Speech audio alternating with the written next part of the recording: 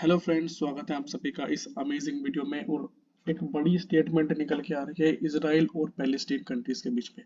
जैसे कि हमें पता है कि दोनों कंट्रीज के बीच में महीनों से बहुत ज़्यादा टेंशन है, और आज ये टेंशन इतनी ज़्यादा बढ़ चुकी है कि ये इस कंडीशन में आ गई है ताकि जो इजराइल के प्राइम मिनिस्टर है उनका कहना है कि we are at the condition of state of war. तो आज की वीडियो में हम इसी के बारे में चर्चा करेंगे और पूरे डिस्क्रिप्शन में पूरी वीडियो को समझेंगे ताकि हमारे जो डाउट्स हैं वो क्लियर हो जाए। तो शुरू करते हैं इसी के साथ। यहाँ पे आप आर्टिकल पढ़ सकते हैं एनडीटीवी का।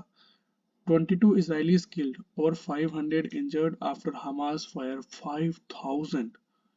नंबर देख लीजिए फ्रेंड्स एक बार, 5,000 rockets from Gaza. Next article है हिंदुस्तान टाइम्स का। यहाँ पे आप पढ़ सकते हैं एटलीस्ट 22 किल्ड, ओवर 5,000 बाउंडेड इन हमास रॉकेट अटैक। तो आगे बढ़ने से पहले आप यहाँ पे मैप में देख सकते हैं इसराइल और पैलेस्टीन के लिए। इस मैप को मैंने लगाया है ताकि आपको चीज़ें ज़्यादा क्लियर हो जाए। तो जो ग्रीन कलर से प्रिंटेड एरिया है ये हमारी पैलेस्टीन पॉपुलेशन को दिखा रही है, और जो स्काई ब्लू वाली है ये इसराइल को दिखा रही है। जो रेड कलर से यहाँ पे आपको एरिया दिख रही है वो एरिया है जो इसराइल के ऑक्यूपेशन के अंदर है। तो 1917 की बात करें तो ये जो मैप आपको दिख रहा है पूरे इस करंट इसराइल वाले एरिया पे पूरे पे पैलेस्टीन का राज था। और 1948 में आप यहाँ पे ड्रास्टिक चेंज देख सकते हैं कि इसराइल की जो पॉपुलेशन है उसने कितना ग्रो करा और कैसे जो पैलेस्टीन पॉपुलेशन है उसको कम किया।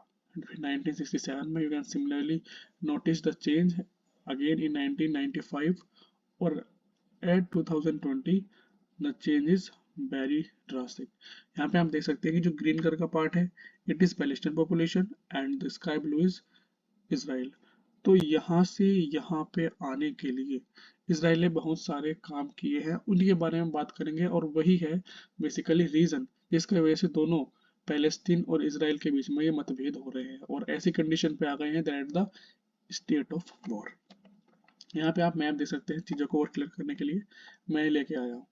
ये गाजा स्ट्रिप जिसके बारे में हम आगे बात करने वाले हैं, ये है इसराइल का मैप।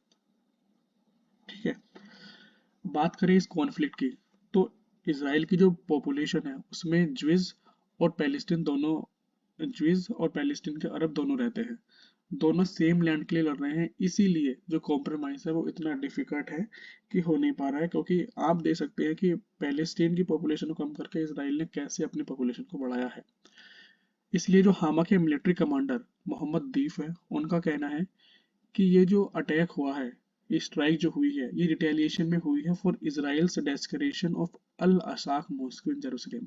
ये अल असाक बेसिकली एक मॉस्क्यू है जो जेरूसलम के अंदर सिचुएटेड है। जो कमांडर मोहम्मद दीफ है उनका कहना है कि जो इजरायली आर्म्ड फोर्सेस है वो इस मॉस्क्यू के अंदर जो लोग रहते हैं उनके साथ बहुत गलत व्यवहार करती है। हामा के मिलिट्री कमांडर का ये भी कहना है कि ये मिलिट्री अटैक हुआ है ये काउंटर ऑफेंसिव है ऑन किलिंग 100 ऑफ पैलेस्टीन को मारने के लिए ये एक काउंटर ऑफेंसिव भी है।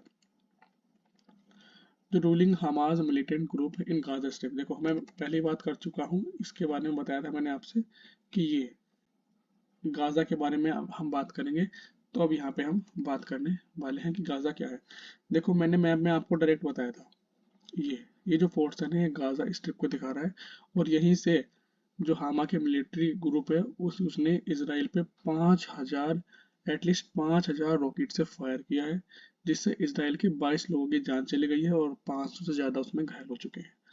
जो पैलेस्टीन के मिलिटेंट्स हैं वे जो इसराइल की 7 कम्युनिटीज़ हैं उसमें इन्फिल्ट्रेट कर गए हैं, और एक इसराइल का शहर है जिसका नाम है सेड्रोड उसमें एंटर कर चुके हैं।